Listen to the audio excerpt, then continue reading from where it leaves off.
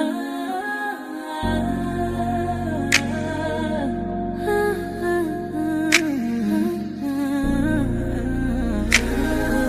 your girl, Soft Rain. Real talk, no filter, no disguise.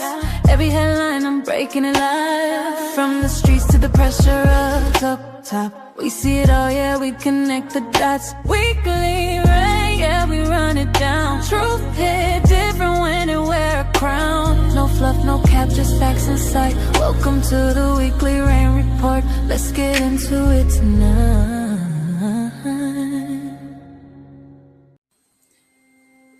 Disclaimer: this broadcast is intended for commentary. Disclaimer: this broadcast is intended for commentary, discussion, and entertainment purposes only. All topics and statements are based on publicly available information, including news reports, social media content, and third-party sources, which may include allegations or unverified claims. The views expressed are opinions and should not be interpreted as confirmed facts. This content is not intended to harm, defame, misrepresent any individual, organization, or entity. Viewer discretion is advised. What's good, YouTube family, and welcome back to another edition of the Weekly Rain Report. I am your host, Soft Rain, and this right here is where current events meet real issues and crown level conversations take center stage. If this is your first time here, make sure you hit that like button, subscribe, and I'll share this with somebody. So if this is your first time here as well, just know that you're not just watching the news, you're stepping into a perspective. Over here, I just don't talk about what's happening. I break down what it means. The Weekly Rain Report is your Sunday reset. I'm going to be bringing this to you every Sunday. I'm trying to lock in a time today. My nap got the best of me. I was supposed to go on earlier, but I'm glad y'all are here with me. And I'm going to recap some of the stories that had us talking, questioning, and reacting over this past week, and sometimes just shaking our heads. But before that, make sure you share this with somebody. Like I said before, like, comment, of course, leave me your comments and share this with somebody who might need it. So tonight, I got a lot of things for us to cover.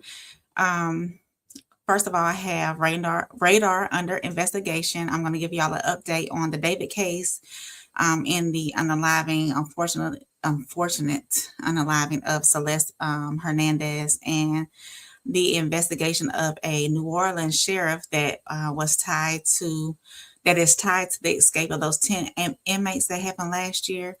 And then under policy and pressure, I'm going to look at two stories as well, impacting your right to vote and our Germany, the pullout in Germany.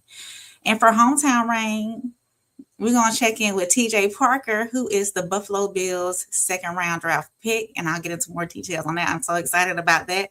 And of course, for the Soul Reset, we're talking about literally giving somebody a piece of themselves to save another life. So go ahead and get comfortable.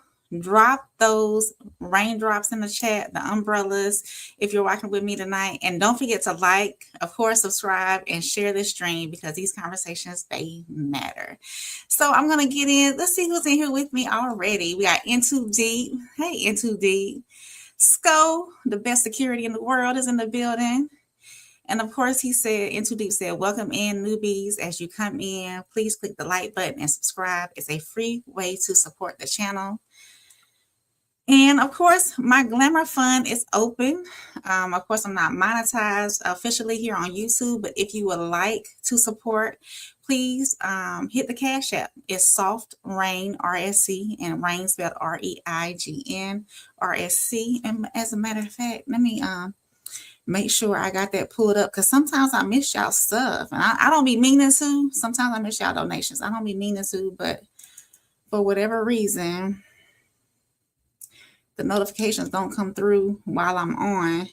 But I try to get back with everybody who has been supporting, and I appreciate everything. Okay, yep, it's up. So I got it up here so I can see it. Hayden Tanner, welcome in, welcome in. Make sure you subscribe and like and all that good stuff and share it with your friends and family. So we're going to move in to, oh, I skipped over. Hey, Rain. Hey, Jen. She said, let me do this properly. Yes, ma'am. I appreciate you. And yes, I am on Discord. The whole RSC is on Discord. There's our Discord link. Make sure you join it. You can talk to us directly, give us show ideas. We want to talk about what you want to talk about. Okay. All right, y'all. So we're going to get into this first segment. Jen, we just talked about this. Yes. Breezy fun. If you're feeling real generous, I have not speaking of breezy, y'all, pause for the cause. I have not purchased the RME tour tickets because I feel as though right now it's hurting my heart. These ticket prices are too high. They knew what they were doing. They knew that we would spend our money. And right now, it's just not in my heart to give them that much of my income at this time.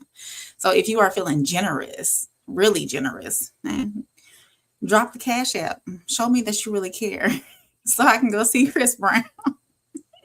Yes, indeed. Yes, indeed.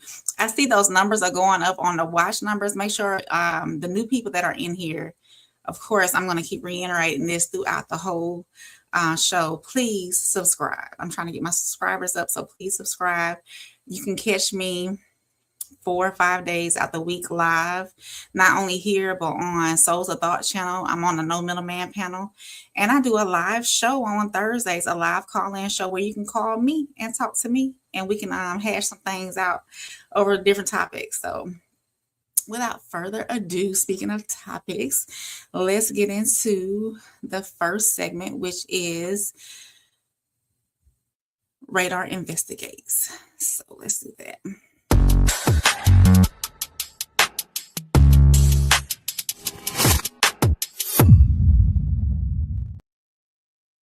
All right. Now for this first segment, the unfortunate unaliving of Celeste Hernandez. Let me see. Make sure I get these pulled up. So this is where things slow down and we really look at, oh, my computer did some funky thing. Hold on, y'all. Wait a minute. This is not right. Dude, let's try this again. Boom, StreamYard. StreamYard acting funny, y'all. Y'all think StreamYard acting funny? Okay. So this is where we slow things down and really look at what's happening beneath the headlines, because sometimes the story isn't just about what happened, it's about how it happened and what it reveals about people. Now, before I get into this, I do want to say that this case involves some serious and disturbing allegations, and I'll be sharing the facts in a respectful and mindful way, because it's been tough. I haven't been following it fully, so this made me actually deep dive into it a little bit further. I kept seeing the headlines and whatnot involving this case, and it's very disturbing, very sad. So tonight's case centers around a young woman and a relationship that, according to investigators, started long before it should have. So according to prosecutors, the suspect, identified as David Burke, allegedly met the victim, Celeste Hernandez, when she was just 11 years old. And what investigators are claiming is that the relationship became increasingly inappropriate as time went on. So as we fast forward to the month of April, prosecutors say that there was a major argument between the two, and they were going back and forth through text messages. And according to reports, she was upset about him seeing other women. So she allegedly threatened to expose the information that could damage his life. And that's where things take a turn. So investigators say that he arranged for her to come to his home. And according to the prosecution's version of events, that's where they believe that her life was taken. Now, again, these are allegations presented in court and not the defendant. And the defendant has pleaded not guilty. So now, but prior to the incident, what investigators also pointed out is no, excuse me, this is after the incident. This is the key evidence that they have. So, according to reports, there were attempts to make it seem like she was still alive, including messages being sent from her phone. And they also say that physical evidence, including DNA, was also later found connected to the case. So, I'm gonna play this new snippet, and then we'll get into it a little bit further. So, this is the wrong one, y'all. I had the wrong thing pulled up. So, let's see. That is not it. There we go. Now this one is rather lengthy, but I'm gonna stop it halfway through because we're not gonna get into this whole thing. There we go. And then boom. So let's listen to it. Let's listen in. On our top stories today, beginning with this, 2 high-profile murder cases go before judges today. Nick Reiner, accused of stabbing his parents to death, and singer David, accused of murdering Celeste Rivas Hernandez. A couple of really grim stories. Fox Local's Christina Gonzalez is live at the Criminal Courts building in downtown LA with the very latest on both cases this afternoon. Christina, a really busy day. Oh, Marla, I just literally ran out of the David courtroom. And I'm going to warn everybody because what's happened today, we did not expect. They're setting a preliminary hearing for May 26. And what happened today, the big deal today was that there was actually an argument between the defense and prosecutors because the prosecutors filed what they believe is their case to be presented at the preliminary hearing. Now, at that point, the defense stood up and said, we don't want the public to hear this. They tried to seal it because it is very, very disturbing. I have been able to obtain this. The judge agreed that it does not have to be sealed, so we, the media, can get it and present it to the people who you listening. But I want to warn you before I read some of these elements, this is disturbing stuff. And it's a good reason why they wanted it sealed, the defense. Let me show you some video, but please be aware. I'm going to try to be as tasteful as I can. But in essence, what the prosecution is saying is that David Burke met Celeste Rivas when she was 11 years old and he was 18. They started dating when she was 13. He was 18, and they started a sexual relationship. Now, they believe her parents found out, took her cell phone away because she kept on running away from him. And we've heard about this before. But he actually bought her a cell phone at her junior high school and actually, had it delivered to her. Now, they did have a sexual relationship for quite some time. She ran away. But here is, and I warn you, this is where it gets really crazy. According to the prosecution, the night before they believe she was killed, April 23rd, the night of the 22nd, there was a big fight, and they went back and forth with text messages. She was upset because he was seeing other girls, and she was threatening in those text messages to disclose information about him that would get him in trouble and, quote, ruin his career. So he actually gets an Uber for her, according to prosecutors, and has her delivered to his home that day, April 23rd, to come to the house. He pays the Uber to drop her off, and according to them, that is when he kills her. They say he stabbed her to death, and he actually waited, according to this complaint, until she, quote unquote, bled out. Then he took her phone, traveled to Santa Barbara, and kept on calling, texting her, saying, where are you? Where are you? As her body is sitting in her house, again, according to prosecutors. I want to underline that David has declared himself not guilty, okay, of all this already in court, of any charges or whatever may happen. So he goes to Santa Barbara, and that's where, according to the complaint, investigators actually found her ID and some of her stuff. Then he returns home, and get ready for this. He starts ordering on Amazon the tools that they say he used to dismember her body, including, and I kid you not, a burn cage and shovels and all kinds of things. Has the stuff delivered. And according to them, because they served a search warrant in his garage, this is where he supposedly did this, he proceeded to dismember her body. Specifically, Jaring is taking away her pinky finger because his name was tattooed on it. Again, these are allegations by the prosecution. He has pled not guilty, and this is the case they plan to present at the preliminary hearing on May 26th. They say that they have a biological evidence, her DNA in the garage, in items left over from the pool, that kind of thing. Now, the defense wanted all this squashed because they said this is prejudicial to him, obviously. The prosecution in court was saying, of course it's prejudicial. It's our case against them. The judge decided, we do not steal this from the public. The defense said, well, how are you not going to taint the jury pool? And what the judge said is, LA is big enough, the jury pool is big enough, and they have enough cases like this that by the time we get to a trial, which probably will be in a few years, the jury pool will be able to find people who are not biased by this. Now, it goes on. I mean, I'm still reading through this paperwork, and I'm going to have a lot more at 5 o'clock. But, supposedly he drove the Tesla, and purposely he left her and the Tesla in the locations so that her body would decompose, according to prosecutors. So she's about to get into a few details. Once she get into the details, we'll move forward. And I definitely will bring this back on May 26th. I'll keep a track of what's going on with it, and I'll bring it back to you on May 26th to see where those hearings go. Prosecutors thinking that it would be much more difficult. But it's crazy for him to think that he can. There's too much evidence lining up that's pointing directly towards him, where I don't even understand how he feels he can plead not guilty. For them to tie her to him. And supposedly he has 3 women defense lawyers surrounding him. So I don't know. And for them, I know I keep stopping, but for them to even believe that he's innocent, I know that's not their job to believe his innocence, but it's to prove his innocence. But I know that as women, they have to have some doubt in their heart that he can be innocent. It's a really gruesome, really disturbing. Disturbing. I'm just giving you the highlights. Right. It's disturbing. And he was in court. Obviously, this was not read in court today, but he looks scared. He looks very alert. He's working with his attorneys. He has 3 female attorneys, very good attorneys. The prosecution also has a female attorney, so it's all women around this little guy. He's tiny. It amazes me how little he is. He's a very small-framed man. He was very alert, but he looks scared. And if this is what the prosecution says they can prove in their preliminary hearing, this is scary for them. The May 26th, they wanted, the defense initially said, hey, let's do it Friday. And the prosecution called them on it, said, okay, let's do it Friday, but Friday's May Day. And they're expecting protests. The judge was saying, we're going to have protests downtown. Do you really want to do this? And then the defense, when they said they had just filed this motion, he said, wait a minute, no, we need some time to go over some evidence, and they're still getting stuff. So they decided on May 26th. So that is when we will probably get more of this information.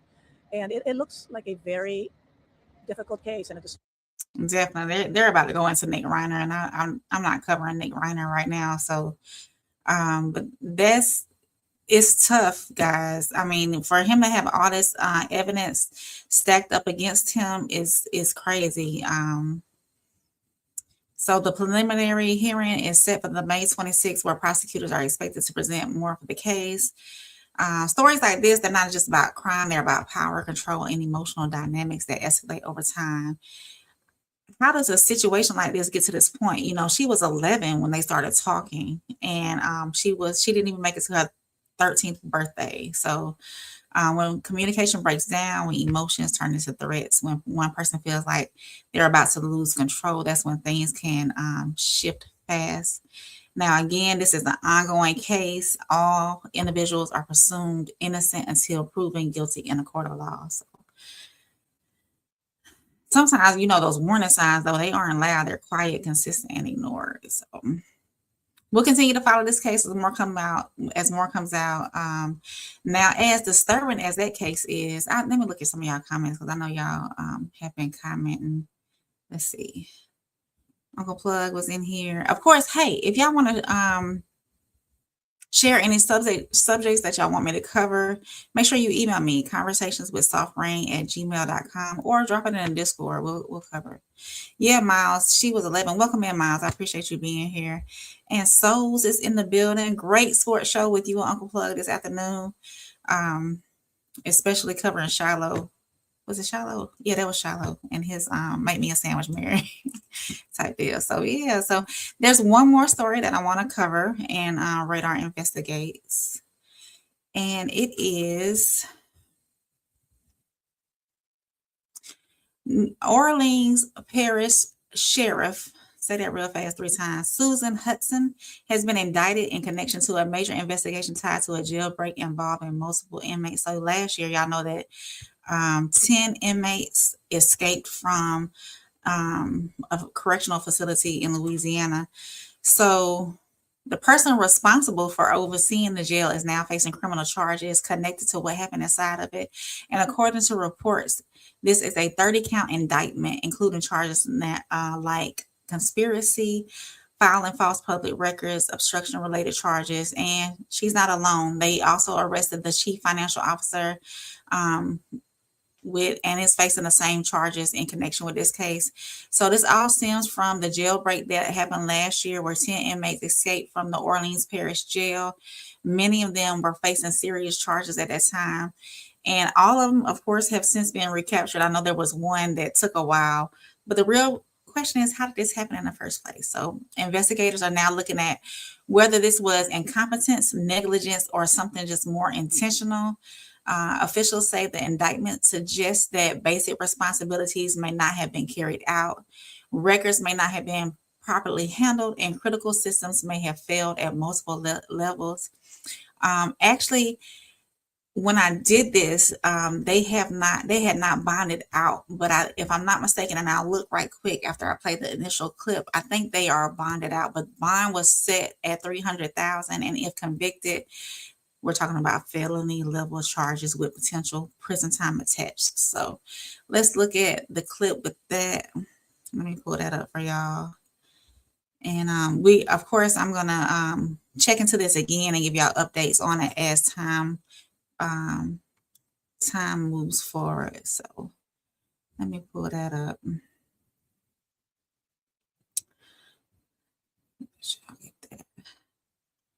Where are we at? There we go. Hold on. Pause for the cause. Add this to the stage. And y'all know I got 2 monitors and do not use both of them. This is sad. Rain, you got to do better. You got to do better, Rain. Uh-oh. Y'all be patient with me. Hold on. There we go. We're going to do better, Rain. We're going to use these 2 monitors like we supposed to.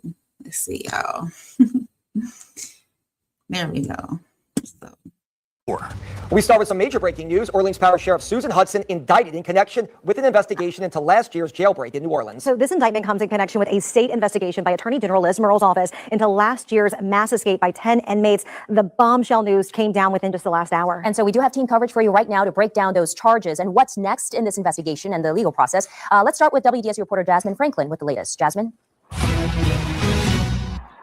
And Stella, we are still combing through all the new details from this case, as we just heard from the Attorney General's office, Liz Murrell, providing that update right now. We do know Sheriff Hudson has been indicted, 30-count indictment. They're facing several charges, including malfeasance in office, conspiracy to commit malfeasance, filing or maintaining false public records, along with a number of other charges. Now, documents show her bond has been set at $300,000, and she's not the only person facing charges. The sheriff's chief financial officer, Bianca Brown, was also indicted on 20 counts, facing similar charges, including conspiracy to commit obstruction of justice.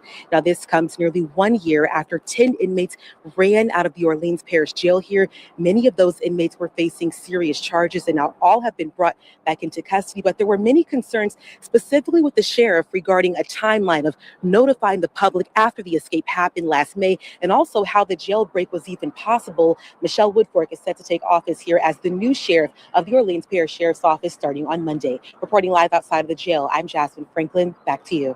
Now, all of this comes just 1 day after Hudson made her farewell address, set to officially vacate that office on Monday. Yeah, but before that, she is set to make her first court appearance tomorrow. WDSU reporter Alyssa Gomez picks up our live team coverage. Alyssa, we know that there's an ad hoc judge, former Judge Franz Ziblich, who will hear this case tomorrow.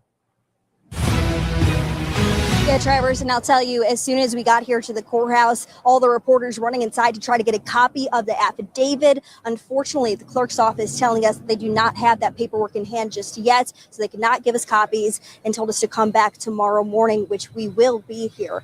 And the sheriff also expected to be here, as you mentioned, at 9 a.m. tomorrow morning. Again, like Randy said, this all comes as the sheriff is expected to leave office, even giving her farewell address yesterday after serving for 5 years as the leader of the Orleans Parish Justice Center. In that address, she touched on the jailbreak in May of last year, citing it as one of her most challenging experiences. Today, the Attorney General saying in that indictment that the sheriff did not comply with basic legal requirements. Again, this is a bombshell announcement that just dropped a couple of moments ago, so you can expect us to continue to follow it throughout the next couple of days, probably next couple of weeks, and we will be back out here at the courthouse when those doors open tomorrow morning to get a copy of that affidavit as well. Back to you. Live right now, former state and federal prosecutor Matt Coman. Matt, big question here. How do we go from a jailbreak, which some people said was maybe incompetence, to criminal charges now for the sheriff of Orleans Parish? Well, actually, the malfeasance in office charge actually can charge anyone with failing to perform a duty that they were required to perform. So the statute itself is very wide in scope. In fact, I believe there was another individual, a sheriff's office employee, actually Sterling Williams, who was charged with one of the same type of offenses and failing to perform various security requirements of his particular role. So we've got the malfeasance, as well as the failure to maintain accurate records and filing false public records, as well as the obstruction of justice charge itself. So you've got a wide range of charges. We got 30 counts total against the sheriff and 20 against the CFO. So it looks like there was a thorough investigation, and it's not just one particular incident. It's going to be multiple requirements that were violated, and that's what we expect to see in the indictment when you do see it. And Matt, when it comes to those documents, would this be something along the lines of, because again, a lot of this is just speculation, but is this the handling of those documents, the covering up involving those documents as it relates to the jailbreak? The obstruction of justice charge and the failure to maintain accurate records and or filing false records can actually be altering a record and filing some false record, or withholding the filing of a document and a record that you were required by law to file. So again, that particular charge, again, like the malfeasance in office charge, is very wide in scope and a number of different factors. Yeah, so she's got all those charges stacked up against her. And I'm going to play this one right here, because this is where she was released. They were released on bond. So I'm going to play. Orleans Parish Sheriff Susan Hudson and her Chief Financial Officer Bianca Brown both out on bond tonight after they were handed down a state indictment tied to the Orleans Parish jailbreak.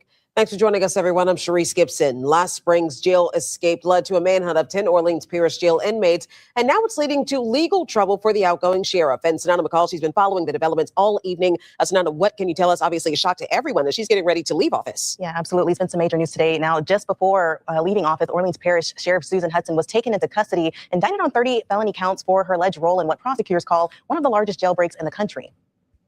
As I prepare to leave office in the coming days, I do so with gratitude. A day after holding her farewell press conference, Susan Hudson is facing a 30-count indictment. It's a case experts say is rare and deeply tied to the troubled history of the Orleans jail. Usually when you see, unfortunately, we've seen several times before, Orleans Parish officials being indicted, it's in federal court on charges of federal corruption, mail fraud, those sorts of things. Instead, the indictment was brought by Louisiana's Attorney General after a special grand jury investigation into the escape of 10 inmates from the Orleans Justice Center last spring. The Attorney General is going to have to prove that Sheriff Hudson intentionally refused or did not perform duties required by her office. Prosecutors say Hudson didn't personally open the jail doors, but argue her failure to meet basic legal duties led to the escape. The fact that intentional misconduct is required to prove all of these crimes makes it, at the very least, an interesting, if not a difficult case for the Attorney General's office to prove. Former WWL investigative reporter Mike Pearlstein says the indictment suggests prosecutors are looking beyond this moment. That just raises the question, just speculating that there may be something systemic that ran through the course of her term, in office. If there was anything to do with obstructing this investigation into the jailbreak in the aftermath of that crime, then we'd see kind of more traditional charges that might be brought in state court that relate to not in this case, the jailbreak itself, but the cover up afterwards. To say that Sheriff Hudson had a rocky 4-year tenure would be an understatement. I can't even begin to speculate as to why these charges were brought now rather than weeks or months ago or 2 or 3 weeks from now. There's no telling. Hudson's Chief Financial Officer, Bianca Brown, was also indicted. Both surrendered their passports and are due back in court on Thursday.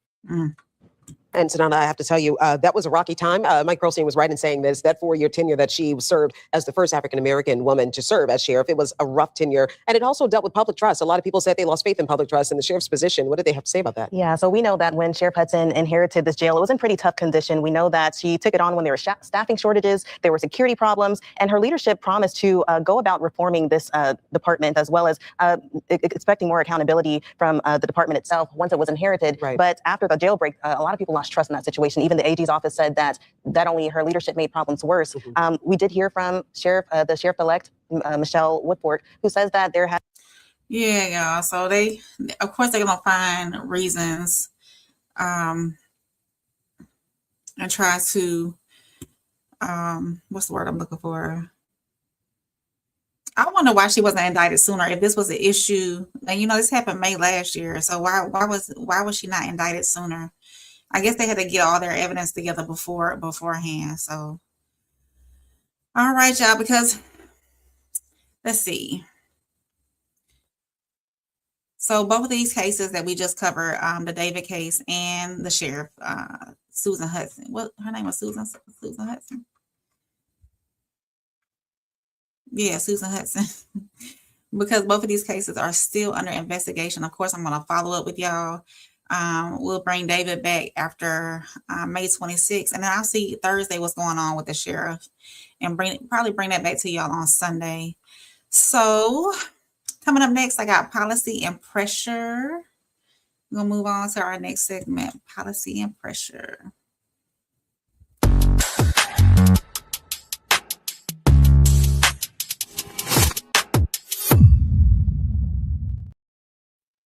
All right, so let's step into policy and pressure, where we break down the decisions being made at the top and how they quietly reshape life for everybody. Because whether it's happening in the courtroom or across the globe, power is always in motion.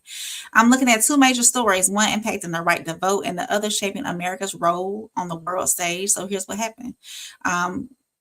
We're staying in Louisiana tonight. Louisiana has suspended its upcoming primary election just one day after the Supreme Court of the United States ruled that the state's congressional map is unconstitutional. The reason is lawmakers were found to have allowed race to influence how district lines were drawn. Now, on the surface, this might sound like a technical legal issue, but let's be clear, it's about representation. It's about who gets a voice and who doesn't. So to really understand the weight of this moment, we have to go back to the Voting Rights Act of 1965. That was a law born out of the Civil Rights Movement after decades of systematic efforts to block Black Americans from voting. So we're talking about poll taxes, literacy tests, violence, and intimidation. Real people lost their lives, like George Lee and Lamar Smith, for simply trying to help others register to vote. And then came a moment the world couldn't ignore: the march across the Edmund Pettus Bridge, where peaceful protesters were brutally attacked on national television. That moment shocked the country and pushed President Johnson to act, signing the Voting Rights Act into law in 1965, and he worked immediately. Within months, over 250,000 Black Americans were registered to vote in states that had previously blocked them. Over time, though, those protections have been chipped away. One of the biggest turning points came with Shelby County versus Holder in 2013. Their ruling removed a key safeguard, which required certain states to get federal approval before changing voting laws. So now the latest decision adds another layer, because while the court says race can't be used improperly in drawing districts, critics argue that weakening protections could make it harder to ensure fair representation in the first place. So I got a couple of videos for this. Let me do this. First, we're going to look at the history. Hold on. Let's see. Share this tab instead. Add this to the stage. We're going to make it bigger, and then we're going to play it. Louisiana suspended its primary election that was about to start on Saturday, just one day after the U.S. Supreme Court ruled on the Voting Rights Act. So this ruling states that Louisiana's current congressional map is unconstitutional. They say lawmakers allowed race to play a part in their decision-making. And we're going to talk about the potential impact we could see here in Illinois and Indiana. But first, we want to go to Marion Brooks. She's here to explain the significance of the Voting Rights Act. Marion. It was really landmark legislation back in 1965. It grew out of the civil rights movement. But the fight for the right to vote goes back to the post-Reconstruction era, right after the Civil War.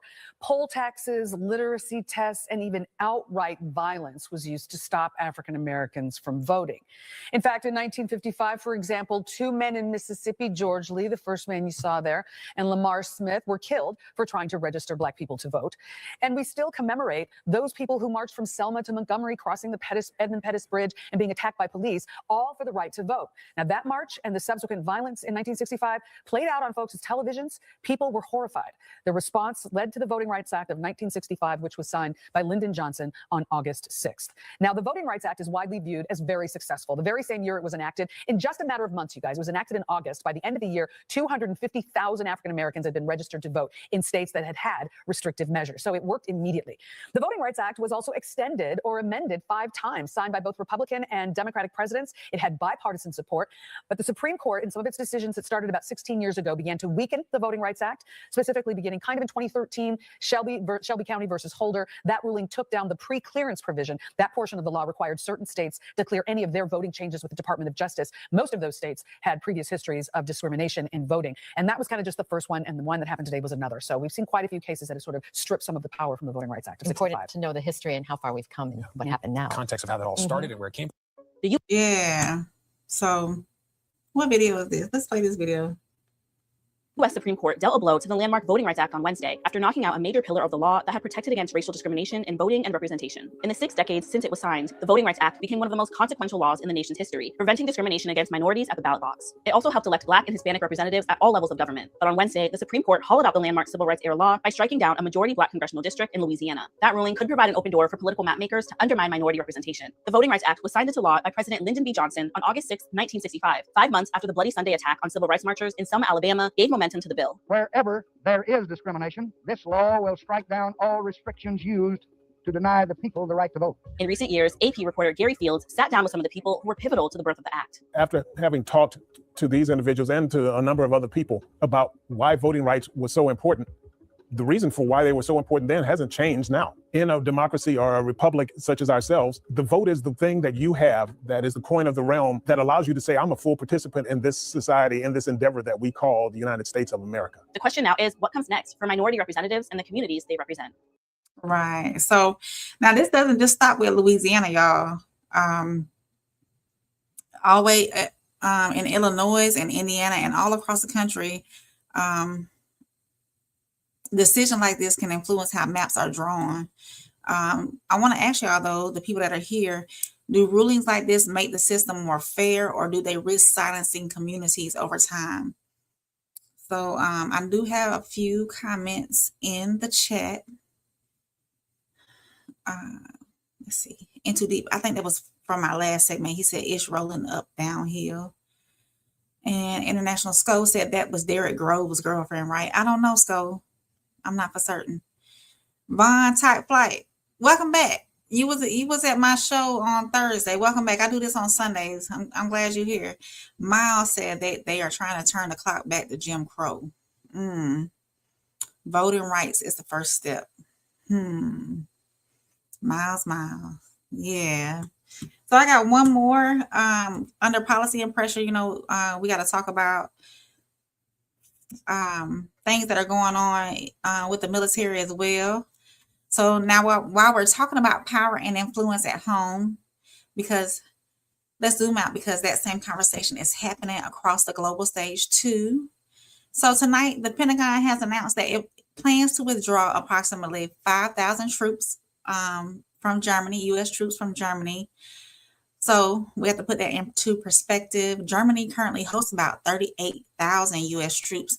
I don't think that people understand, one, and know how many troops, and this is Air Force, Army, Marines, Navy, Coast Guard, Space Force, all of our military branches, not branches, but all of our military people, they're all over the world. And so Germany in itself holds about 38,000 troops. We have troops everywhere, making it America's largest military presence in Europe, period. So this move would bring troop levels back down to where they were before 2022, before Russia's invasion of Ukraine shifted global defense strategies. Dang, April.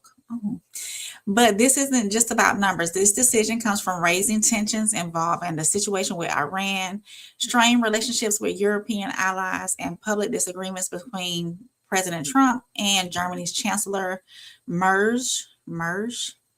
At one point, Germany did criticize the U.S., saying that America lacked a clear strategy in dealing with Iran. And shortly after that, the U.S. began reviewing its military presence in Germany. So military presence isn't just about protection, it's about leverage. When the U.S. pulls troops back, it can signal that we're reassessing our role, alliances are being reevaluated, or even support is not unconditional. So with everything going on and involving NATO, this raises bigger questions about how strong those alliances really are. So let's get into this video about, hold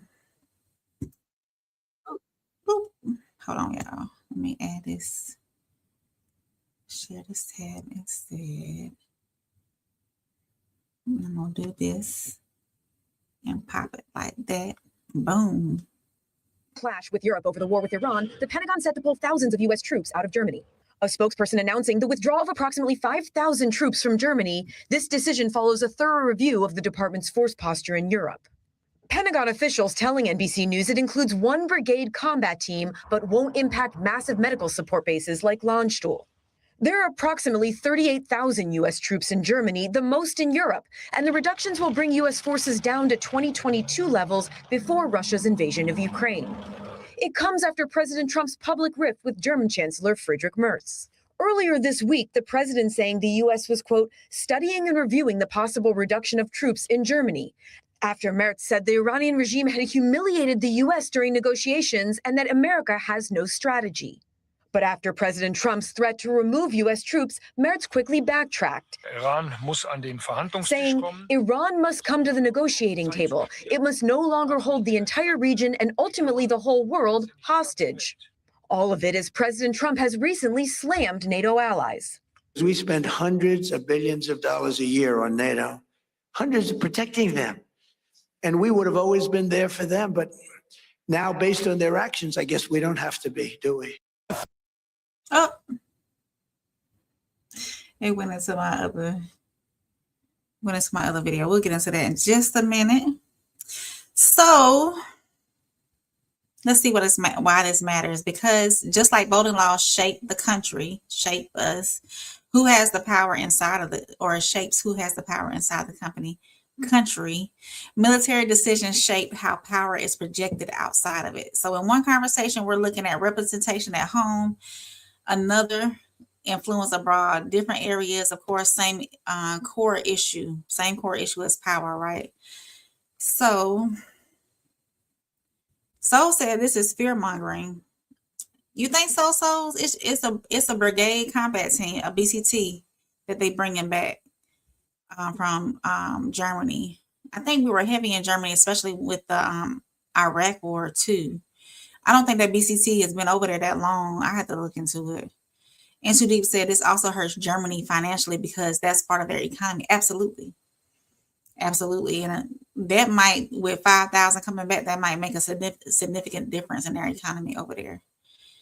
Are we pulling out or relocating troops? So Germany has about 38,000. So I think a brigade combat team, I mean, those get moved around anyways, as far as I know now. I don't know a lot, but I will say brigade combat teams can be moved around, especially when things like war are going on. So it's going to hurt financially Germany, but they're just going to move their brigade combat team to another location. They might bring them all the way home, or they probably take them to another location overseas as well. So I don't know. I'm not a military analyst. I'm just going off of what a disclaimer. I am not a military analyst. I'm just going off of what I may know a little bit of it. So yeah. So I don't know. We'll have to see what's going on with that. I don't think it'll affect us at all, but Germany, of course. So do y'all think it's a strategy or efficiency, or is it a message to our allies about alignment and loyalty? So, and that's closing out policy and pressure, where we're talking about ballots or battalions, and decisions being made behind closed doors always shape what happens in the open. So at the center of it all, power, who has it and who gets to keep it. Yeah, y'all. So that was policy and pressure. And I'm most excited for this one.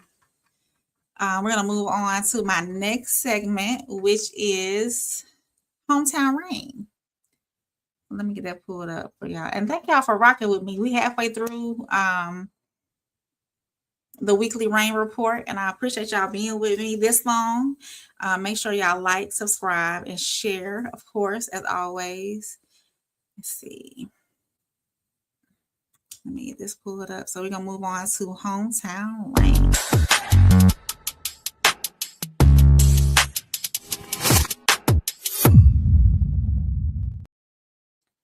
All right, y'all, we're going to bring it home. This is Hometown Rain, where we spotlight stories that remind us that greatness can come right from where we stand. And this one right here, this one hits a little closer to home for me. With the 35th pick in the 2026 second round NFL draft, the Buffalo Bills selected linebacker TJ Parker out of Clemson University. But before the draft lights, before the national spotlight, TJ Parker was put in work right here at Central High School in Phoenix City, Alabama. For those of y'all that don't know, Columbus, Georgia, and Phoenix City, Alabama sit right on the border of Georgia and Alabama, and there's just a river in between. So it's they call it the Tri-City area with Fort Benning, Columbus, Georgia, and Phoenix City, Alabama. So, and we are, for those of y'all who don't know that either, we're about 30 minutes away from Auburn. So a lot of greatness comes out of Columbus and Phoenix City. He is a 3-time all-state player, dominating at the high school level and earning his spot in the All-American Bowl back in 2023. He took that same energy to Clemson, and he didn't ease into it. He made an immediate impact. He broke Clemson's freshman record with 12.5 tackles for loss. And then by 2024, he stamped himself as a top NFL prospect with 19.5 tackles for loss, 11 sacks, and led the entire season with 6 forced fumbles. And if that wasn't enough, 4 sacks in one game against Pittsburgh and 3 sacks in his final game versus South Carolina. So we're not talking about flashes. We're talking about dominance, of course. And actually, I'll give you a visual, okay?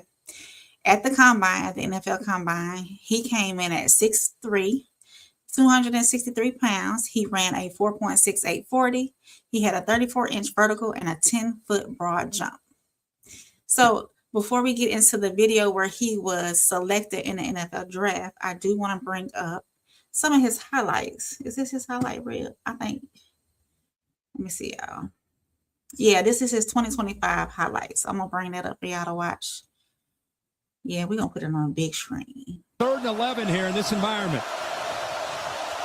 See if Tom Allen dials up some pressure. No, they're going to run the ball, and they're going nowhere. TJ Parker made the stop on Durham. Interesting call on 3rd and 11. Pitch on the far side is incomplete.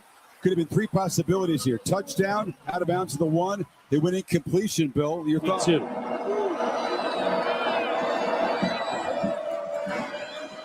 Meadows patient. Nowhere to go this time, though. Dropped right in his tracks. Kendra, what's going on? Well, guys, junior running back Tay Meadows is embracing. Stumbles, loses the football. Now he's going to have to eat it. TJ Parker with the pressure up the middle. Okay, let's see if his foot got stepped on. Yep, his foot got stepped on by either right guard Matt Henry. Straight quarterback run. And Haynes King spun down behind the line of scrimmage. DeMonte Capehart. 4-man rush. And Jelly steps up in the pocket. Down he goes. And maybe Dabo Sweeney now becomes the coach to call a timeout. Confidence of this Clemson offense. Johnson hands it off to Hall. Nowhere to go. He's going to be stopped up for a short loss by TJ Parker. Johnson completed. And nowhere to go that time for June. Brought down by TJ Parker, who has been much more active today. Another 3 and out. So 1st and 10 at the Tiger 20. TJ Harden going to get the ball. That goes nowhere. Clemson not having that. And TJ Parker tackles TJ Harden. That's Hudson in motion. They're going to go Johnson again, and he'll get back to the line of scrimmage. Yeah. TJ Parker. Y'all see it. Y'all see it. Let me pull up his when he was called. There we go, right here.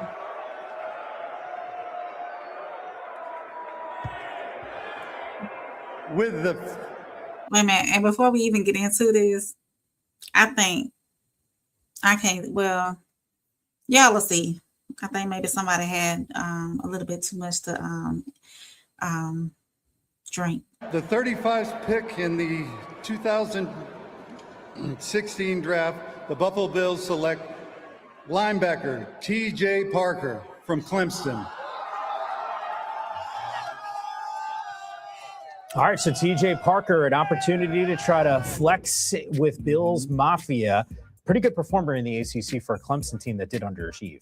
Yeah, they did underachieve, but he is a very talented player. You go back and watch the 2024 tape, you're far more impressed than what you saw last season. This, to me, is signaling the shift that they're making defensively with Jim Liner coming on board, going to a 3-4 scheme. Sometimes you need some heavy-handed guys on the edge. And even though they're 3-4 in semantics, they still need a heavy-handed guy that can play. And with Parker, you have someone not only can play on the edges, but maybe he's that heavy 5 technique that plays that defensive end role. I love him coming on board with the Buffalo Bills. The Buffalo Bills need to get better on defense. He can help them as they seek to find a way to get back into title contention. Yeah, he can't, he is he's a big boy now. He's a player who I think can add more weight, as Bucky alluded to, and they call him linebacker. I mean, he'll be an edge, 3-4. He can line up outside if he needs to, a little wider. He can line up tighter to the line of scrimmage.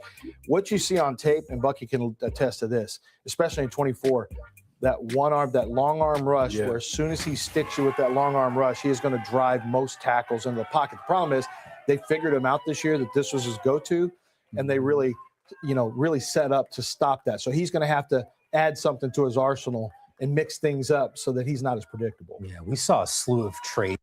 Yeah, y'all. So that is TJ Parker right here from good old Phoenix City, Alabama. Now, in his final season, though, he had 37 tackles, 5 sacks, and 9.5 tackles for a loss. Solid, but not as explosive as the year before. But here's the thing. No matter how you break it down, this is a major moment from Central High School in Phoenix City to Clemson University, and now hearing his name called by the Buffalo Bills. That's the journey. That's the work that's paying off. So first and foremost, congratulations to TJ Parker, because getting to this level is not just luck. That's years of discipline, sacrifice, and showing up when nobody's watching. And for everybody watching from Phoenix City, Columbus, Georgia, Fort Benning, the Tri-City area, this is what it looks like. Proof that where you come from doesn't limit where you can go. Now, as he steps into this next chapter in the NFL, we are wishing him health, growth, and a long, successful career. And don't worry, I'm going to be keeping an eye on him all season. I'm going to bring you updates, highlights, and tracking how his journey unfolds right here on Hometown Reign, because once you make it on the radar, you don't just disappear. I stay tapped in. So keep going, TJ. The city is watching, and we are rooting for you. Right. So that's TJ Parker.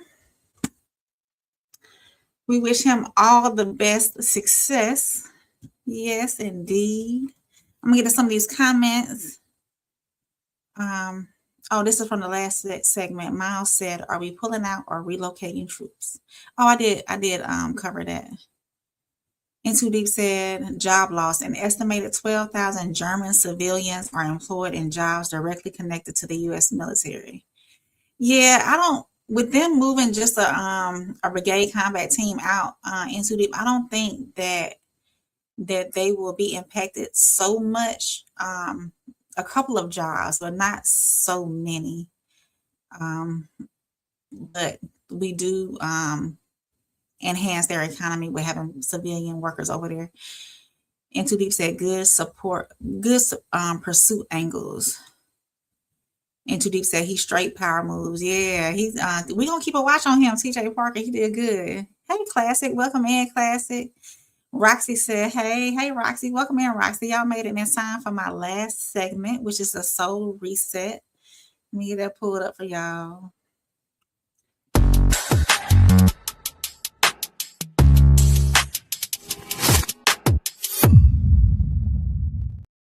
Yeah, so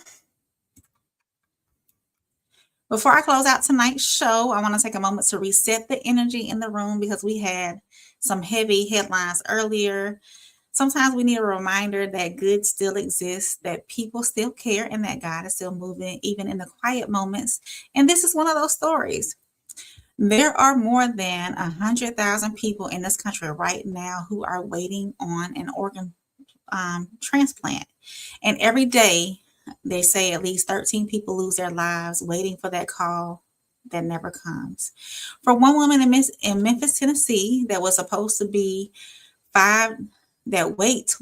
be 5 to 7 years just to receive a kidney. 5 to 7 years. But her story didn't go that way because somewhere else there was another woman, a wife, a mother of 3, a woman with a full life, responsibilities, and everything on her plate. And one day she saw a post on Facebook. She said, "Hey, what's going on with this?" It wasn't about somebody that she knew. It wasn't about family. It was a total, complete stranger. And something in her spirit said, I could do that. She went through weeks of testing, uncertainty, and prayer, and then the call came back. She was a match. So in August, she donated one of her kidneys to someone that she had never met. Meanwhile, the woman on the other side of that story, she had been living with chronic kidney disease, high blood pressure, and she was on the transplant list for 18 months. And at one point, she had made peace with the possibility that her time might be limited. She even chose to live her life fully instead of starting dialysis because to her, if she couldn't live, it wasn't living at all. So I'm gonna pull up that video. Let me get back to that. There it is. So, add this to the page.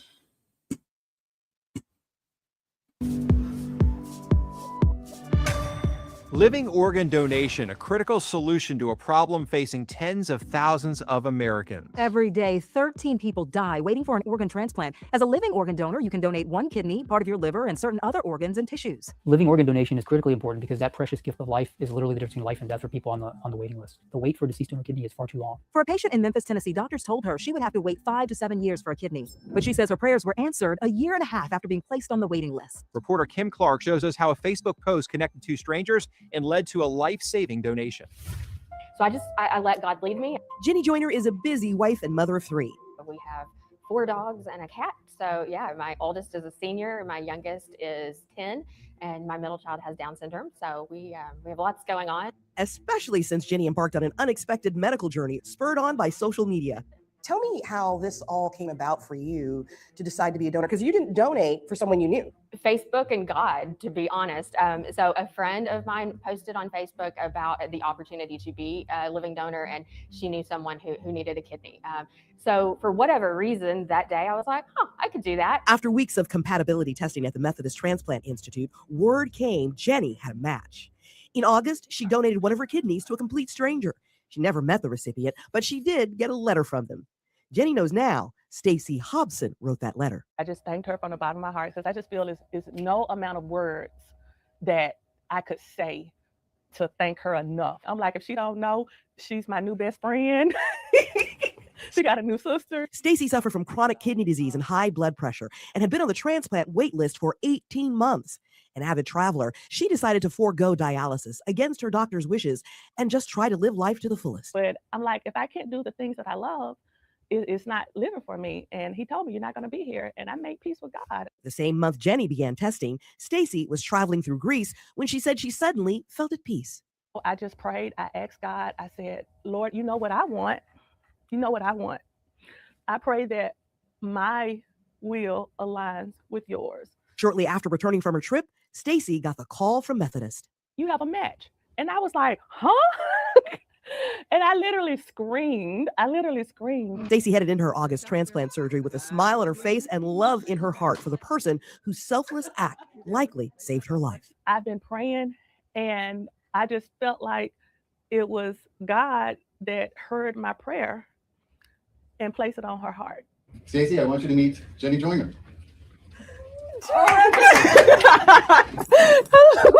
In early November, Stacy and Jenny met for the first time. I hope you're doing well. How are you? Okay. good. I'm great. Both fully recovered and back to their normal lives. It is perfect. Oh, good. It is perfect. Now forever connected by something greater than them, and yet no bigger than the hollow of his hand.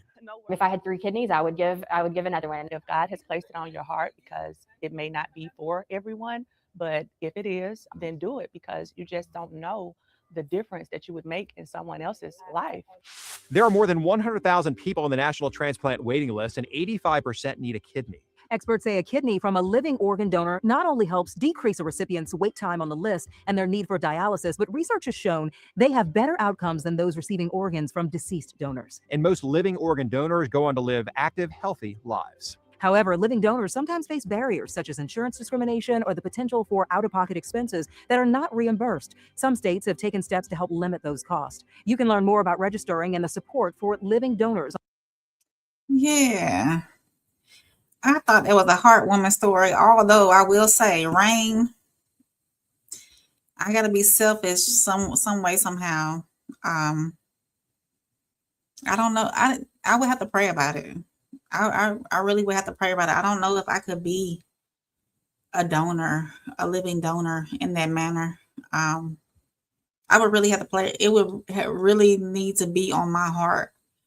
Now, a close family member, of course, especially if it's life-saving, but a complete stranger, don't judge me, y'all. Don't judge me. So I will say, now see this right here. This is not what I mean when I say not everything is broken, because in a world where people argue, divide, and tear each other down, there are still people who will say, I may not know you, but I'll show up for you. And this brings me back to when I talked about people supporting you, and then people supporting you more than your friends do. And that's what gets me the most. This is not about recognition. It wasn't about attention. She didn't even know the woman she was helping. She just felt led. So I'm going to be honest with y'all. Some of us are waiting on miracles, but we don't realize that sometimes we are somebody else's miracle. Sometimes it's not about having everything figured out. It's about listening when something pulls at your spirit and says, move. Because look at what happened here. One woman prayed, another woman answered, and even without knowing it. So that's alignment, that's faith, and that's purpose. So tonight, if nothing else, let the story remind you that kindness still exists, sacrifice still matters, and God is working through people every single day. And maybe, just maybe, the next time something is placed on your heart, you won't ignore it, because you never know whose life could be changed just by you saying yes. All right, that is your soul reset for tonight. Take that with you, sit with it, and let it remind you of who we still have the ability to be. I am going to read some of these comments. Into Deep said, my uncle was on dialysis for years before they got his kidney. This is a great story. Absolutely. Absolutely. Classic said, kidney disease and high blood pressure are completely avoidable. She needs to change her eating, or the new kidney is doomed. I'd only give a kidney to somebody changing their ways. Miles said, yeah, great story. Into Deep said, facts, classic. And Into Deep said, I wouldn't judge you. My uncle was mad at me for years for not giving my kidney to him, but I also watched him drink himself into oblivion. Absolutely. This is one of the reasons you have to have discretion when you do, because not only are you, yes, you may be helping somebody, but are they going to, value it and care for it better than you would? So you're giving somebody else another chance at life while sacrificing yours too as well. So absolutely, absolutely. I do have one more segment for y'all, a little bit of breaking news. So before I let y'all go, we're going to get into some breaking news.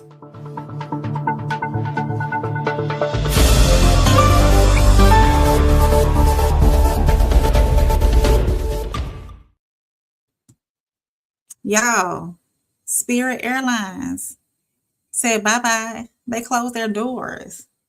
Let me bring this up. I'm going to share. Let's see. Let me add this to the stage and then, oops, there we go. Yeah, Spirit Airlines, y'all. If y'all are traveling or know somebody who might be traveling, or a lot of people have been affected by this too. So let's listen to There was a proposed merger between JetBlue and Spirit, and Joe Biden and Pete Buttigieg, along with the Biden DOJ, decided that they did not want that merger to take place. And at the time, the Biden and Buttigieg DOJ bragged and said, as they canceled the option for this merger, that this was a victory for U.S. travelers who deserve lower prices and better choices. And this today would indicate this is not better for travelers. This is not better for pricing. This is not better for competition. Actually, it's worse.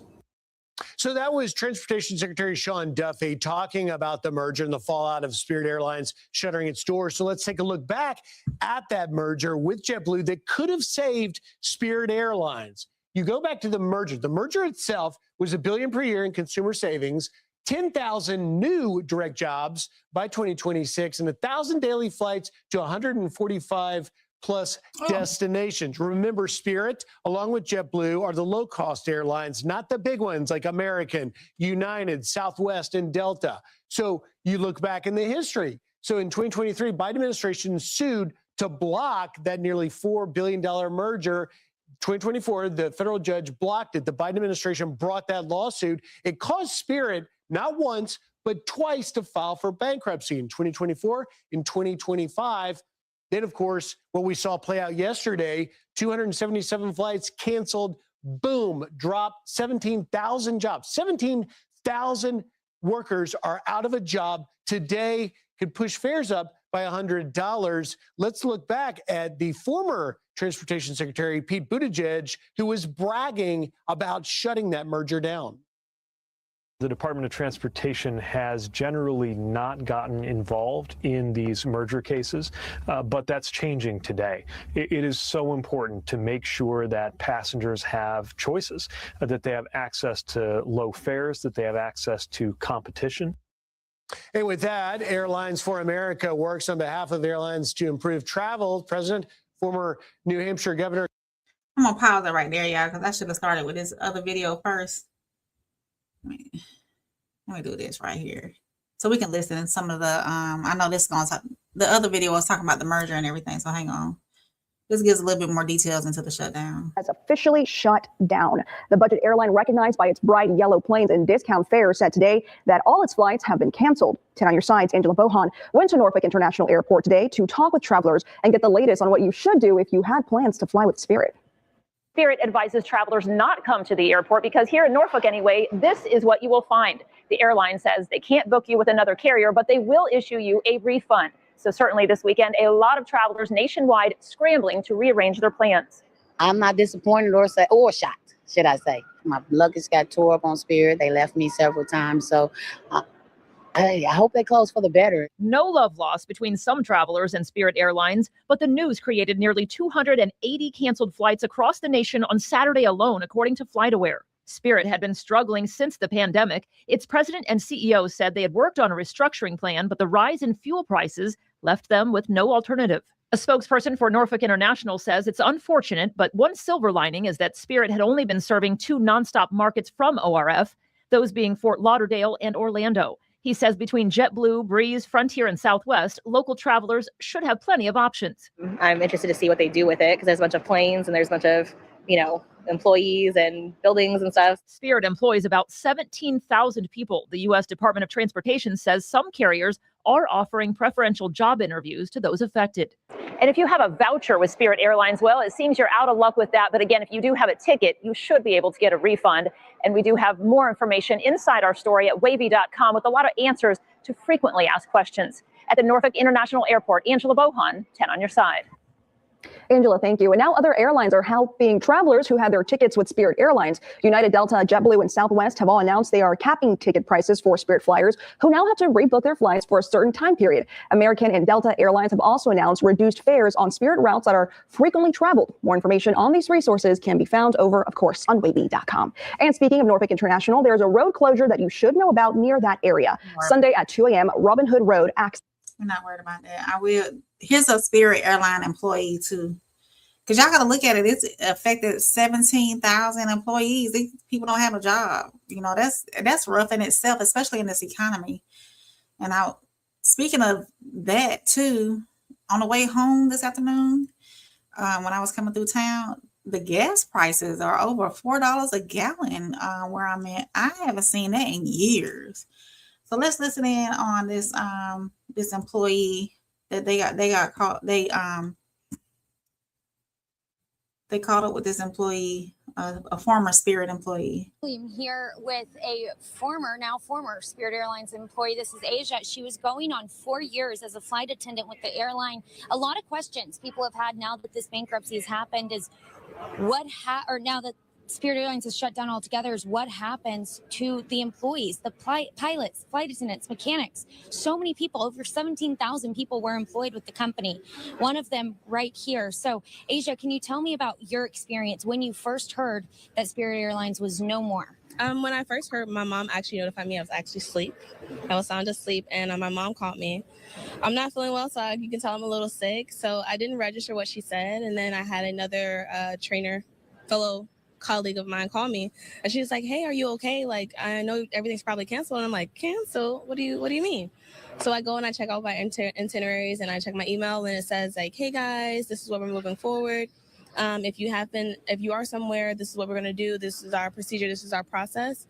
And just to be on standby and wait for them to contact us to get us where we got to go. So. Okay, so you didn't get a prior heads up from Spirit Airlines that they may be shutting down altogether? Well, so yes, they did keep us informed with emails and just letting us, updating us about those things because, I mean, let's be honest, we get those all over, but they were just more so reassuring us like, hey guys, we're going to stand strong with each other. It's better together than without. So yeah, they did. They definitely did. Okay, very nice. And so now what position? Are you from Houston? Is this your home? No, not at all. I actually was working a flight yesterday. I did some other things prior to coming to work, and then they pulled me. They're like, hey, we actually need you to work this flight Atlanta to Houston. It was going to be a one and done, and then I was supposed to deadhead today, which is basically just ride as a passenger today, later on this evening, and a simple trip. And yesterday was just a regular day. You got up, met my crew. Everyone was like, yeah, we've been here. It was nice. It was an easy flight, so I didn't expect this, but yeah, we're here. So now you're in Houston. What has Spirit said or done to help you get back home to Atlanta? Oh, so I was waiting by the line, so I waited about till 12 o'clock because I've been up.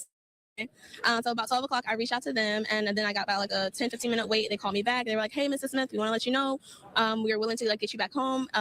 Give us 1 second. They operated that within not even 5 minutes. Honestly, she got back with me. I was booked for the next flight. So they've been really, really helpful, very hands-on with like just staying communicating with us. Okay, very nice.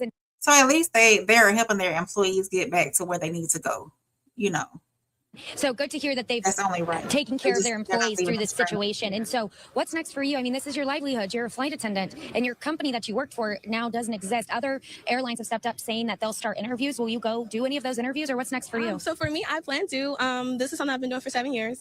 Spirit was going to kind of be my home base, but now I can just take what I have from Spirit and apply it somewhere else. Hopefully somebody can take a great flight attendant that's looking forward to continue this career. Yeah, absolutely. And so when you started seeing other airlines pop up saying, hey, we will start doing interviews with flight attendants and pilots that were working for Spirit, did that give you a little bit of encouragement or confidence moving forward? It did. It actually gave me more of a cushion because I know during the process because I was also a part of the furlough as well. So being a part of that process as well, it was like, what am I supposed to do? So all the nerves are just like, they may take me, they may not.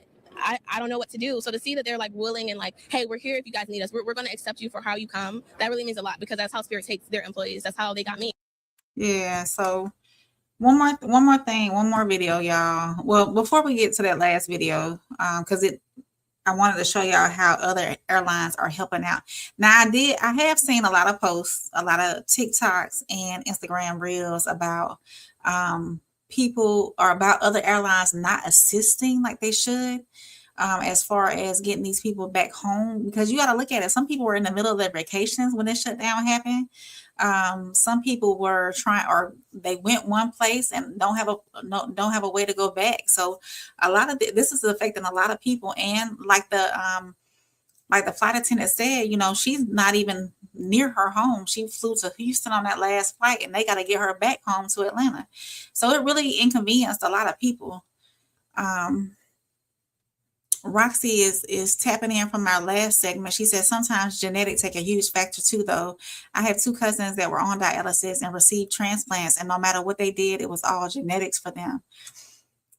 I want to tap in on that too. As far as genetics go, Roxy, you're right about that. Miles said, I flew Spirit once.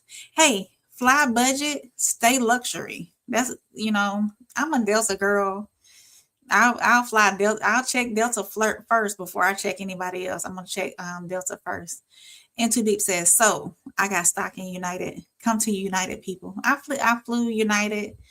I've flown every other airline, I think, major airline. I haven't flown JetBlue or Frontier, but every other major airline, Delta, United, Continental when they were around. Is Continental still around?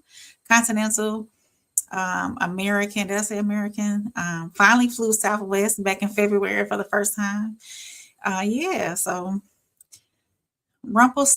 Rumpelstiltskin. Spirit has been teetering for years. Balance sheet was weak and margins in the industry are always lean. Welcome in. I appreciate your comment. Make sure you subscribe. I bring the weekly rain report to you every week. This is the second week for this, but I plan on doing it every Sunday from now on. Tristan is in the building. Hey, Tristan, I appreciate you being here. He said, what up, softy? Rumpelstiltskin said gas prices likely to peak next month or early July. Current futures contracts are expecting 105 per barrel. Then S. Okay. Is it like, what is it now? What's the oil prices now per barrel? Isn't it like 126? Tristan said, what up, y'all? Miles said, I have to buy premium, pay $40 for just over 6 gallons. My car, I'm thankful it takes 89. Isn't it 89? Something like that. Rumpelstiltskin said, what you driving, Miles? An Infinity V8. Yeah, you got to use that good gas in that one. Nice, but ouch. Prices should come down midsummer. I believe so. And Sudeep said, my Glamour and Breezy fund is open on Cash App. I am not fully monetized here on YouTube. So if you would like to donate and be generous, you can hit my Cash App. It's Soft Rain, RSCREIGN. Soft Rain, REIGN. I appreciate y'all. Tristan said, Spirit is a little too ghetto. I can't do it. Classic said, who told them it was genetic? Do they stand to profit off their illness? Classic. You know what? We should bring this in, Classic. Put it on a notepad. Talk about genetics and whatnot. That would be a good show to talk about genetics and what we bring. So this is I'm gonna play this last video for Spirit. This is how the other airlines are going to be helping out. So play this last video and then I'm gonna get up out of here. I appreciate y'all rocking with me tonight though. If y'all are in here for the first time, and make sure you like this stream, of course, make sure you share it with somebody who might need it. And most importantly, Rumpelstiltskin, since you've been commenting, make sure you hit that subscribe button and turn on your notifications. At the end, I'll go through all the shows that I'm a part of, the coalition and all that. Breaking news this morning, Spirit Airlines has shut down its operations and it is urging passengers not to go to the airport if you have a Spirit flight today. We know a lot of you may have immediate travel plans, so other airlines are stepping in to help Spirit customers. That includes Southwest, American, Frontier, and JetBlue Airlines. All of them are offering rescue fares. Spirit Airlines has been around for more than 3 decades, and this shutdown is effective immediately. The company tried to make a deal with the federal government to stay open after years of financial struggles, but it was not enough. The airline's president and CEO, Dave Davis, shared this statement overnight, saying in part, for more than 30 years, Spirit Airlines has played a pioneering role in making travel more accessible and bringing together people while driving affordability across the industry. He goes on to say, quote, I want to thank the Trump administration for their extraordinary efforts to try to preserve jobs and service across the country. Now, flights for Spirit Airlines stopped around 2 a.m. local time this morning, stranding thousands of passengers across the country. Here's ABC's Michelle Franzen. After 3 decades in the skies, Spirit Airlines is shutting down, ceasing operations for good, forcing passengers flying in the coming days to scramble. I'm actually shocked. So at this point, I don't know what to do at this point. Spirit Airlines had been seeking about $500 million in federal aid in exchange for giving the U.S. government a majority stake in the company, but the two sides unable to reach a deal. Spirit helped define the era of no-frills air travel, ultra-low base fares with fees for nearly everything else, from bags to seats to snacks, a model that's spread across the industry. But the bargain carrier buckling under years of pressure. First, the COVID pandemic, then competition from larger airlines, and most recently, surging fuel costs, more than doubling, pushing Spirit to the edge and now out of the sky. I hope the prices aren't too much higher, whoever else I have to fly with. For passengers seeking refunds, the airline says tickets bought directly with a credit or debit card will be returned to the original form of payment. Those who booked through a travel agent are being told to contact that company directly. But for customers who used vouchers, credits, or loyalty points, any potential reimbursement will be decided later through the bankruptcy process. The company has also set up a website with more details about the shutdown and next steps for travelers. Meanwhile, the airline says it will try to avoid any mid-air disruptions, ensuring flights already en route can continue to their destinations. Planes that have just taken off, however, could be turned back to their departure airports. Oh, wow, wait. Michelle Franzen, ABC. That's tough. So if I'm in the middle of a flight, you're not even going to go to the destination? You're going to turn around and go back? I wonder if that happened to anybody. News, New York. And for Spirit customers, if your flight was canceled or impacted by this, you can contact the airline's claims agent, Epic, by calling 85. But how does that work, y'all? That is crazy.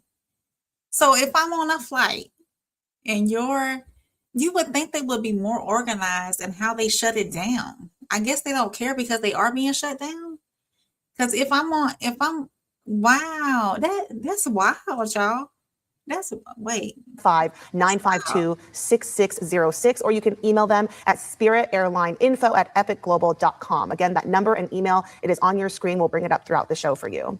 Airlines based in North Texas are now stepping up to help passengers impacted by the Spirit shutdown. Dallas-based Southwest says people with Spirit reservations can access special fares at Southwest ticket counters through Wednesday, May 6th. That includes both domestic and international trips. American Airlines is also joining in. The Fort Worth-based carrier services 67 of the routes Spirit was operating. It says it's also working to provide transportation to Spirit employees who have been displaced during a work trip and will hold job recruiting events for anyone considering to work at their airlines.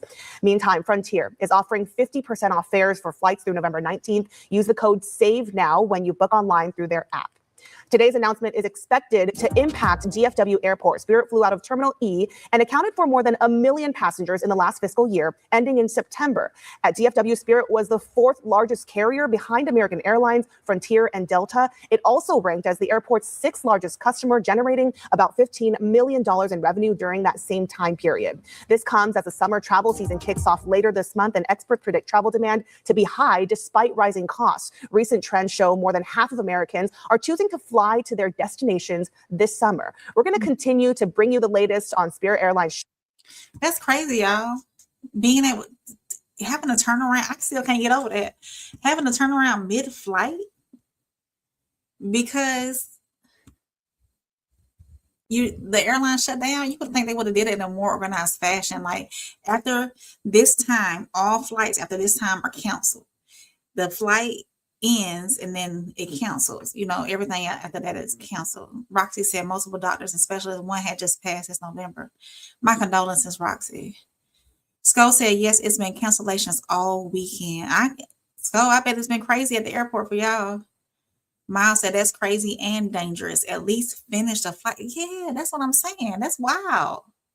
And then you're leaving your employees, not necessarily, I guess, stranded, essentially. That is crazy.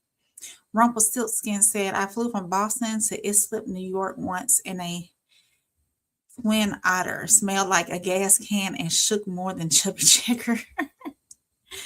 Rigid, welcome in, Rigid. I'm glad that you're here. You came in on the last little bit, but I'm glad you're here. Make sure you watch the rewatch to catch the rest of the news stories that I brought.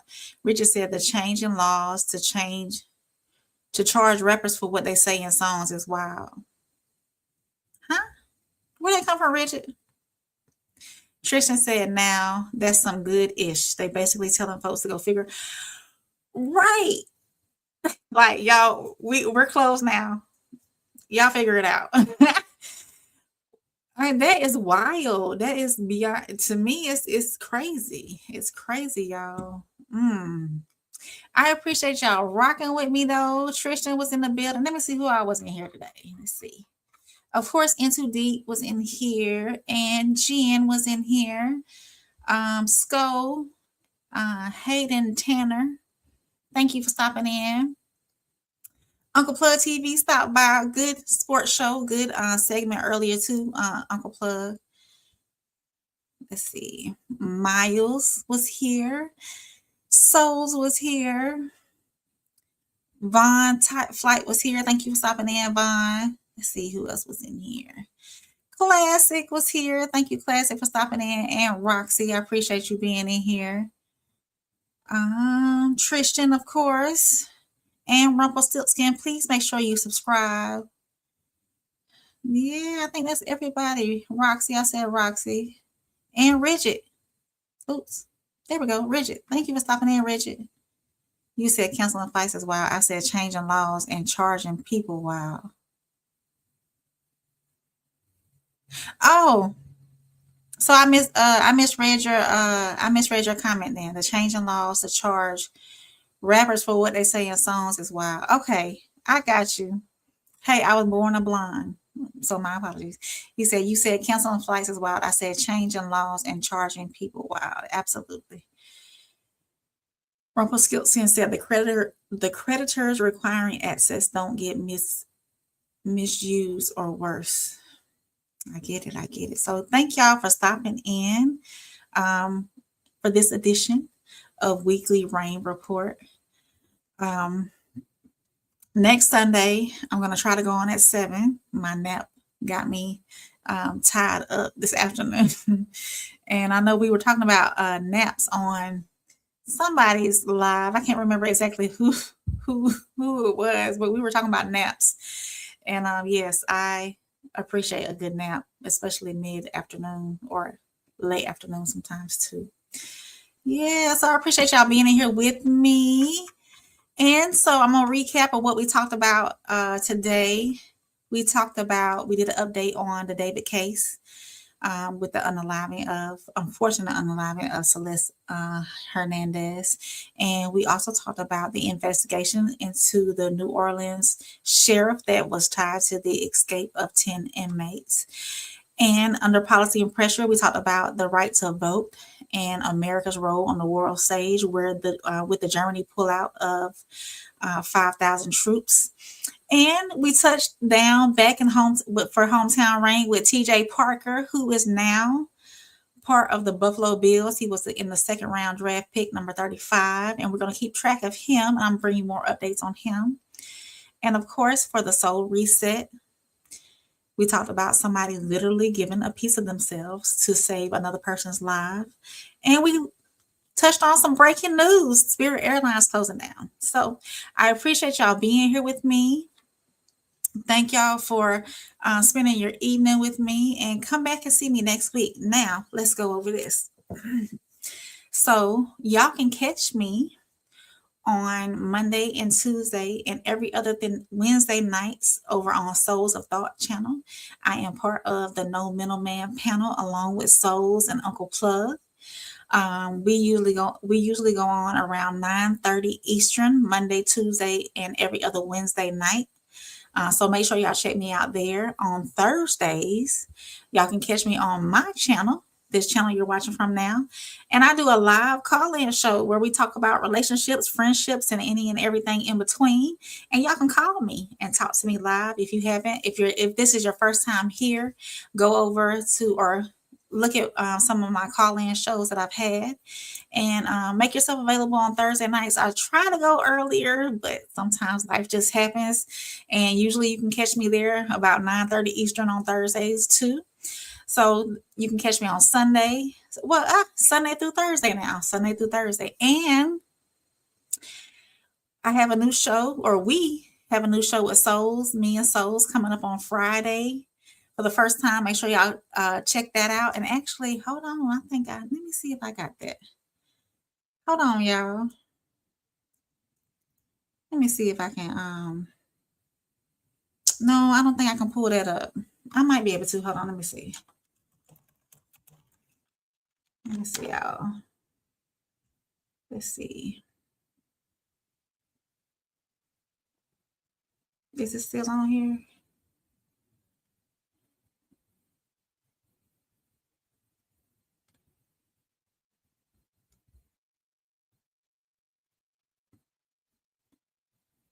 Hold on. I'm going to see if it'll pop up, y'all.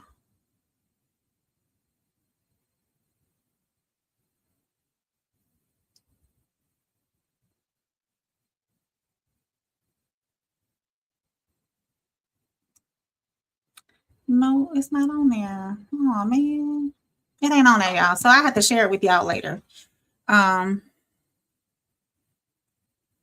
Yeah, I have to share that with y'all later. So make sure y'all check in with us on Friday nights over on Souls of Thought channel. I don't know. We're going to stream from both channels. I have to check in with him on that. But yeah, you catch me Sunday through Friday. How about that? I am part of the Raw Society Coalition, and I don't even have that. I was in here moving things around. I don't have that, but the Raw Society Coalition, as a matter of fact, I'll pull it up though. Hold on. So y'all can see it. Where did that show more? The Raw Society Coalition. There it is. Uh-oh. There we go. Now, where did they go?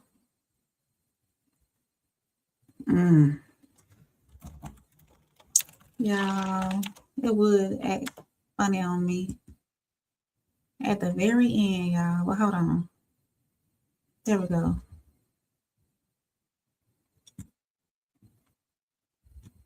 Let me pull it up. There we go.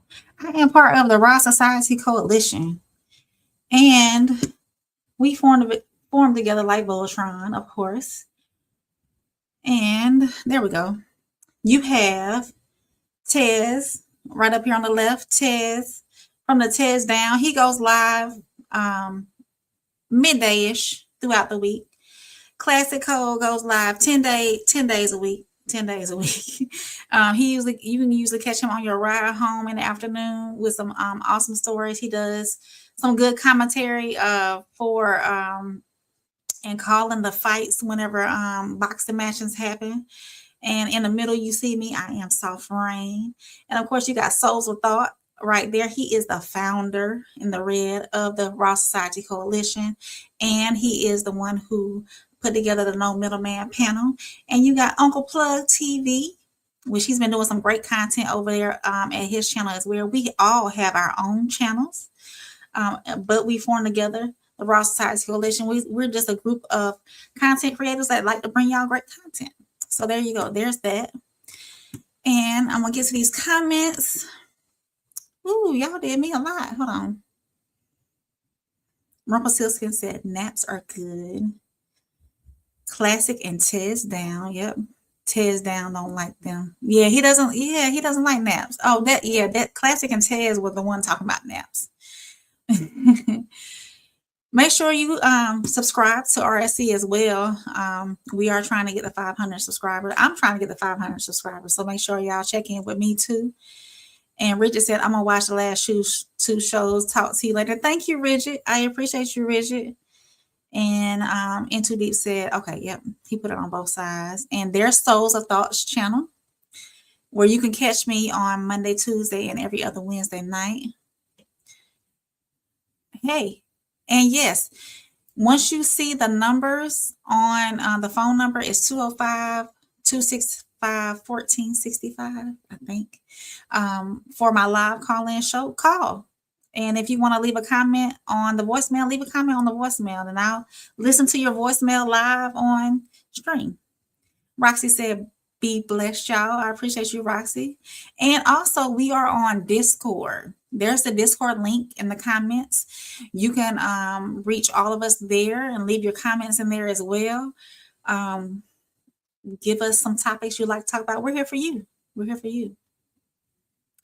And there's Classic Codes. Classic has 4 channels, y'all.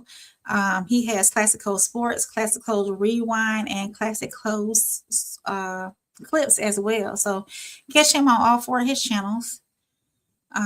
There's that. And Uncle Plug, we are trying to help him get to that 4,000 hour mark so we can get him monetized. So make sure y'all go over there and rewatch some of his story. He has a 10-part story time, y'all. And then I think he started a new story time series as well. So make sure y'all go over there and check out his great content. And there's the Tez down. Yep, there's the phone number, y'all, 205-265-1465. Don't call it right now. I'm not going to answer it. But call it anytime throughout the week and leave me a voicemail, and we'll talk about it live on my show on Thursday nights. And if you want to share subjects that you want me to cover, if you want to leave me a anonymous letter, I won't share your name. Email me, conversationswithsoftrain@gmail.com. I'll share it on my live show too, and we'll talk about it. Of course. Roxy said, laughing, naps are king. Absolutely. Naps can be a good reset for anybody. Sometimes I think naps can last too long though and make you over tiring. Yeah. So thank y'all, everybody, for tapping in. This went longer than I expected, but that's a good thing. Of course, make sure adjust your crown, queen.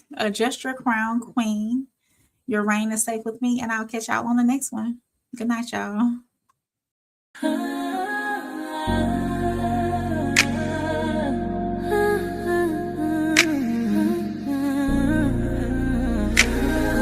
It's your girl, Soft Rain.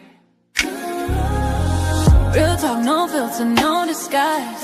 Every headline, I'm breaking it live. From the streets to the pressure of up top, we see it all, yeah, we connect the dots. Weekly rain, yeah, we run it down. Truth hit different when it wear a crown. No fluff, no cap, just facts in sight. Welcome to the weekly rain report. Let's get into it tonight.